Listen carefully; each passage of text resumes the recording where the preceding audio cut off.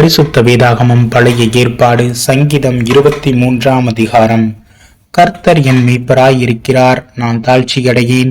அவர் என்னை புல்லுள்ள இடங்களில் மேய்த்து அமர்ந்த தண்ணீர்கள் அண்டையில் என்னை கொண்டு போய் விடுகிறார். அவர் என் ஆத்துமாவை தேற்றி தம்முடைய நாமத்தின் நிமித்தம் என்னை நீதியின் பாதைகளில் நடத்துகிறார். நான் மரண இருளின் பள்ளத்தாக்கிலே நடந்தாலும் பொல்லாப்புக்கு பயப்படேன்.